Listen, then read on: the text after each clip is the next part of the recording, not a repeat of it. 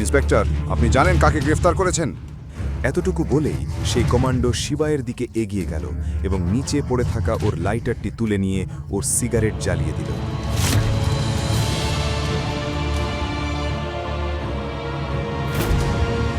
যেমনই ইন্সপেক্টর শিবায়ের সেই লাইটারটি দেখল, অমনি তার পায়ের তলা থেকে মাটি সরে গেল।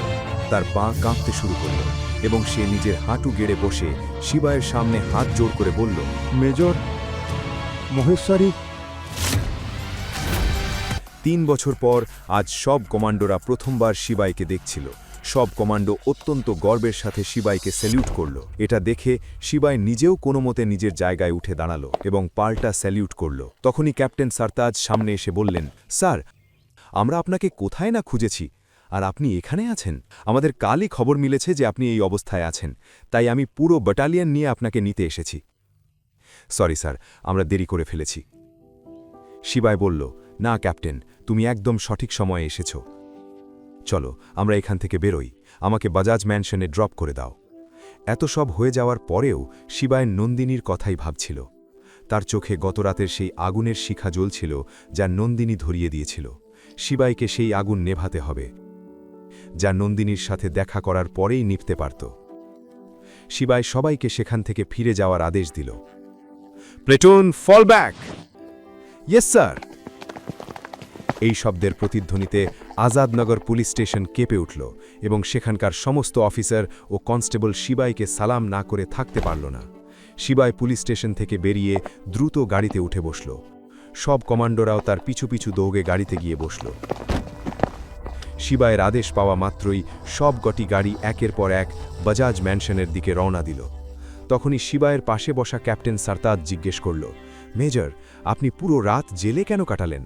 আপনি আমাদের ফোন কেন করলেন না? শিবাই উত্তর দিল, নিজের কদর করতে শিখতাম কি করে সারতাজ। যদি একটা রাত সেখানে না কাটাতাম তাহলে সব ঠিক হয়ে যেত। আমার জন্য এই রাতটি চিরস্মরণীয় হয়ে থাকবে। এ কথা বলার সময়ও শিবাইয়ের বুক ধরফর করছিল, যেন এক্ষুনি বাইরে বেরিয়ে আসবে।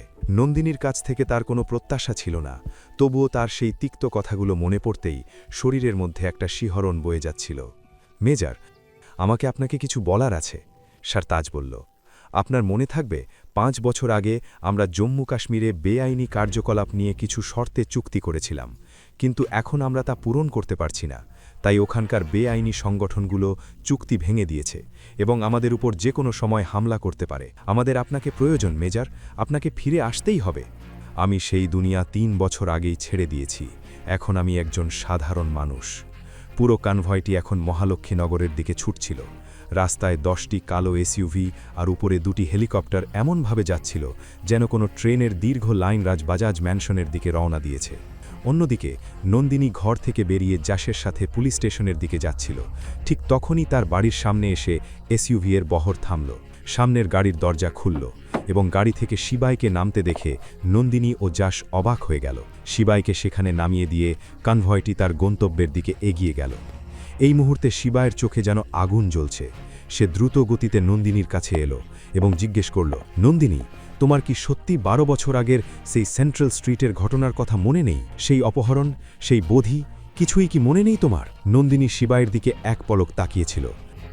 সে কিছু বলার আগেই শিবাই আবার বলল, সেই কিডন্যাপিং, সেই বার্থডে, কিছুই কি মনে নেই তোমার? তুমি কি পাগল হয়ে গেছো? বাইরে কি করে এলে তুমি? তোমার বেল কে করালো? নন্দিনী শিবাইকে এইভাবে দেখে স্তম্ভিত হয়ে গিয়েছিল। কি? তুমি কি করে?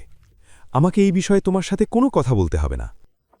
শিবাই বলল, আমি জীবনে এক বড় শিক্ষা পেয়েছি। কাল যদি তুমি আমার সাথে এই দুর্ব্যবহার না করতে, তাহলে আমি কোনোদিন নিজের কদর করতে শিখতাম না, নিজের কথা কোনোদিন ভাবতেই পারতাম না। নন্দিনী রাগের সাথে বলল, কি আজে বাজে বকছ? তোমার সাথে যা হয়েছে তাতে তোমারই দোষ ছিল। আমি তো তোমাকে জেল থেকে ছাড়িয়ে তোমার উপর দয়া করতে চেয়েছিলাম, কিন্তু... নন্দিনী কিছু বলার আগেই শিবাই তার কথা থামিয়ে দিয়ে বলল, আমার তারাক চাই নন্দিনী, তোমার থেকে। তুমি সেই মানুষ নও যাকে আমি ভালোবেসেছিলাম। ডিভোর্সের কথা শুনে সবাই অবাক হয়ে গেল। শিবাই নন্দিনীর থেকে আলাদা হতে চাইছিল। নন্দিনীর অহংকার প্রচণ্ডভাবে আহত হল। সে রেগে বলল, তুমি আমাকে তালাক দেবে? শিবাই, আমি তোমার যোগ্যতার অনেক উপরে। শিবায়ের মুখে ছিল আত্মবিশ্বাস, কিন্তু নন্দিনী একটা কথা বুঝতে উঠতে পারছিল না। সে বলল, কিন্তু তুমি তো জেলে ছিলে, তাহলে তোমার জামিন কে করালো? যশ উপহাস করে বলল, ওই লোকগুলো যারা ওকে বাড়ি পর্যন্ত ছেড়ে গেল, ওদের পায়ে নিশ্চয়ই অনেক ধরেছে, তখন গিয়ে জামিন মিলেছে।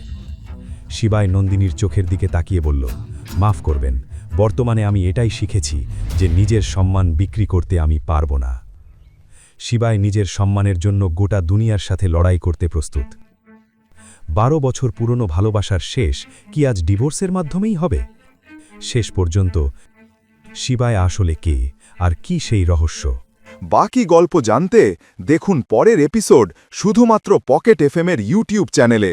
আর শিবাই এক বিনাশাকের সব এপিসোড শুনতে পকেট এফএম অ্যাপ ডাউনলোড করুন এবং বর্ণনায় দেওয়া লিঙ্কে ক্লিক করুন।